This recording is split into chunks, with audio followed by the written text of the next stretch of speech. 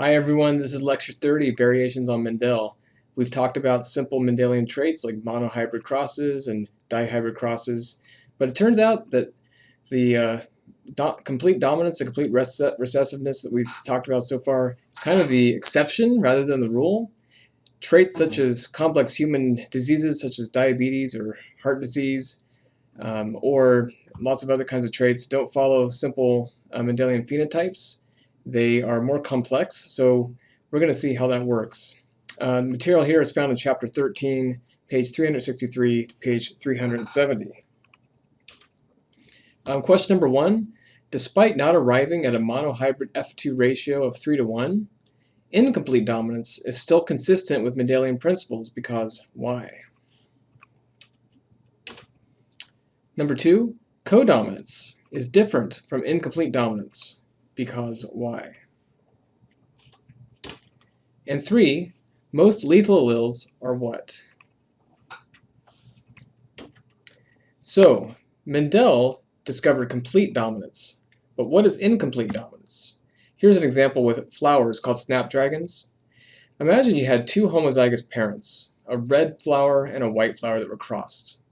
We're using allele symbols R with a 1 and R with a 2. R1 is red, R2 is white.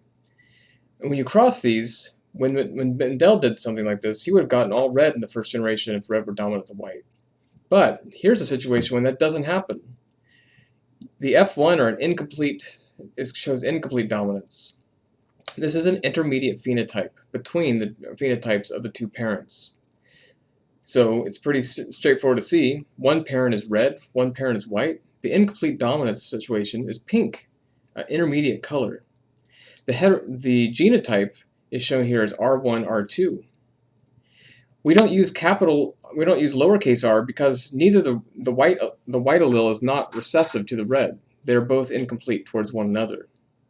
When you cross the two pinks together, you end up with a 1 to 2 to 1 F2 generation. The 1 to 2 to 1 ratio is shown down here at the bottom and shows the 1 red to 2 pink to 1 white ratio, which is the same as the genotype ratio. So incomplete dominance is an intermediate phenotype. Another example is called codominance. Codominance is different than incomplete dominance. Codominance is when heterozygotes exhibit the phenotypes of both homozygotes. Probably the best known example are the AB blood types in humans. Your red blood cells have carbohydrates on the cell surface, and we call these antigens. And we either make the A antigen or the B antigen, or if you're a heterozygous, you make the both A and B antigens. The phenotypes are A, B, and AB. So someone who is codominant for A and B will express both the A antigen and the B antigen equally. It is not an intermediate phenotype. They are co-expressed. The ABO blood system is interesting. We have a situation when we have multiple alleles, more than just two, for a population, that is. We use the gene symbol I for isoagglutinogen. The gene I has three different alleles. The A allele, which makes blood type A, the B allele, which makes the B blood type, and a recessive little I allele, which produces something called the H antigen precursor. What's going on here? This drawing here from chapter 13 shows a biochemical pathway. The production of the A and the B antigens begins with the H antigen precursor, as shown on the left. If you have inherited the A allele, then the enzyme that is produced by that gene takes a molecule of N-acetylgalactosamine and adds it to the H antigen to make the A antigen shown on the right.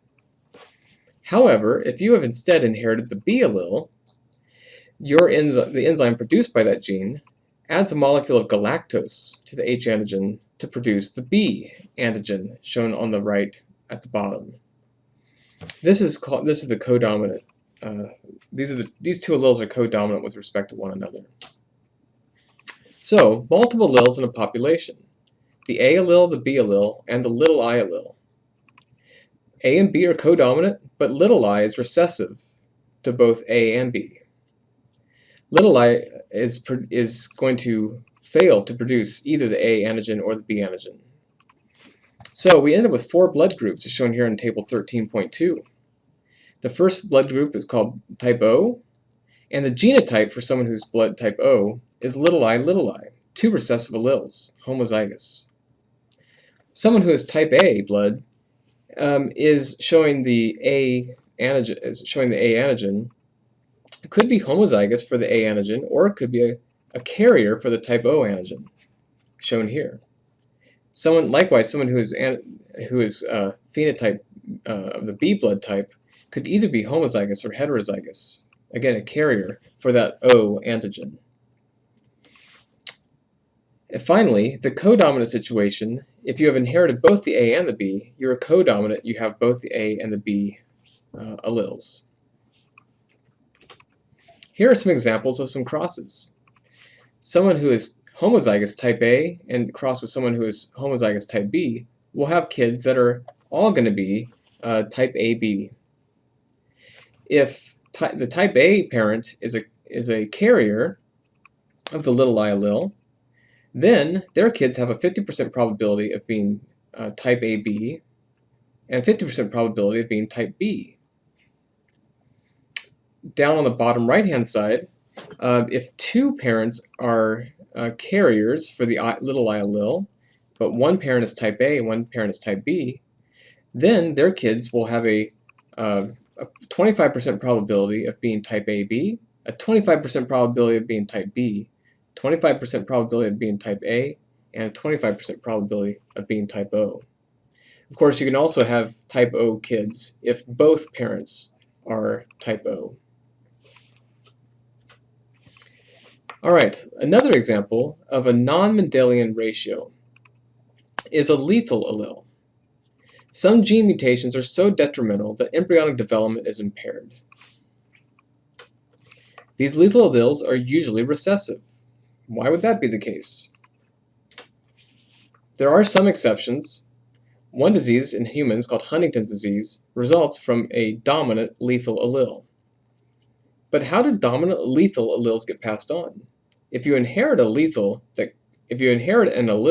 that causes lethality, that will kill the developing embryo. So how could a trait be lethal in the dominant state?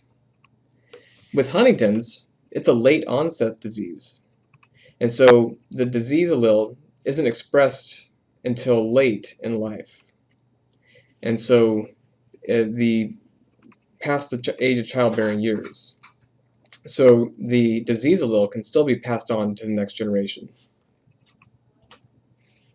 In some cases, the lethal allele may also result in a distinctive mutant phenotype when it's expressed in a heterozygote.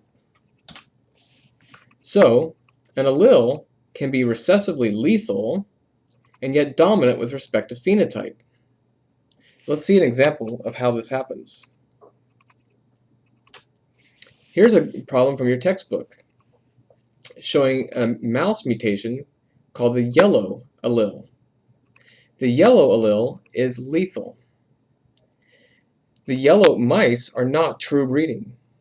Yellow mice are heterozygous, and they have 2 alleles. They have the yellow allele, which is this A with a Y superscript, and the A. The A stands for agouti, which is a type of patterning that's found on the fur of these mice. The yellow is a strip of yellow that goes between 2 black strips on the fur, and so it gives this kind of very kind of natural, wild-looking look to these mice. When mice have inherited a yellow allele, this yellow allele overexpresses the yellow coloring on the fur, and so the entire mouse appears yellow. It's really an expression mutation. When 2 yellow mice are crossed together, they will make gametes that either have the yellow allele or the normal agouti allele.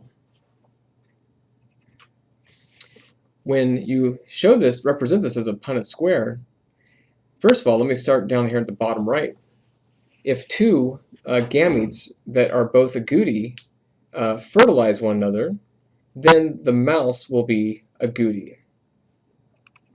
and that is the big A genotype. If the mouse inherits one of each, it will be yellow, just like the parents. But in the top left-hand corner here, if the developing embryo inherits two of the yellow alleles, it is so detrimental to the development of that embryo that the embryo dies. That mouse obviously is never born, and so of the remaining mice that are born, there's either yellow or agouti. But they show up in a 2-to-1 ratio, 2 yellow to 1 agouti. So lethal alleles show a 2-to-1 ratio, not 3-to-1. All right, take a look at this in your chapter, and we'll talk more about this in class. All right, see you then.